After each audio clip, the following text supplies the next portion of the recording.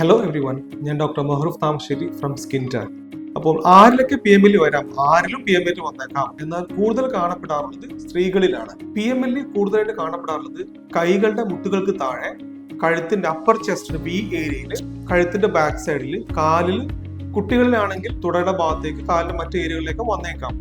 അപ്പോൾ ഈ അലർജി ഒരു പ്രശ്നം എന്താണെന്ന് വെച്ചാൽ പല ആളുകളും ഇത് ഡിറ്റക്ട് ചെയ്യാറില്ല.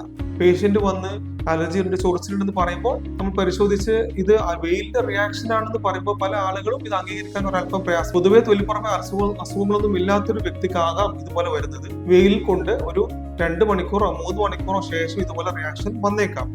അപ്പോഴേക്കും നമ്മൾ വീട്ടിലെത്തിയിട്ടുണ്ടാകും. അപ്പൊ നമ്മൾ വിചാരിക്കും ഇത് വെയിലിൻ്റെതല്ല എന്ന്. എന്നാൽ ഇത് വെയിലിൻ്റെതാണെന്ന് തിരിച്ചറിയുകയും അതിന് തക്കതായ രീതിയിലുള്ള ട്രീറ്റ്മെന്റ് എടുക്കുകയോ അത്യാവശ്യമാണ്. പോളിമോർഫിക് ലൈറ്റ് ഇറപ്ഷനിൽ ഏറ്റവും ശ്രദ്ധിക്കാനുള്ളത് ശരിയായ രീതിയിലുള്ള സൺ പ്രൊട്ടക്ഷൻ ആണ്. സൺ പ്രൊട്ടക്ഷൻ വസ്ത്രങ്ങളാണ് ഏറ്റവും കൂടുതൽ ഇമ്പോർട്ടൻസ് ഇതിൽ. ശരിയായ രീതിയിലുള്ള വസ്ത്രം, ഫുൾ കൈ കുപ്പായങ്ങൾ ഉപയോഗിക്കുകയും അതുപോലെ തൊപ്പി ഉപയോഗിക്കുക, കുടകൾ ഉപയോഗിക്കുക ചെയ്യുമ്പോൾ നമുക്ക് ഒരു പരിധി വരെ വെയിലിന്റെ റിയാക്ഷൻ തടുക്കാൻ പറ്റുന്നതാണ്. കൂടെ സൺസ്ക്രീൻ ഏറ്റവും ഇമ്പോർട്ടന്റ് ആണ്. സൺസ്ക്രീൻ ശരിയായ രീതിയിൽ ഉപയോഗിക്കുക. ഈ സമയത്താണ് സൂര്യന്റെ തീവ്രത ഏറ്റവും കൂടുതൽ സമയം. നല്ല വെയിൽ കാലാവസ്ഥയിലാണ് ഇത് കൂടുതൽ വരാറുള്ളത്.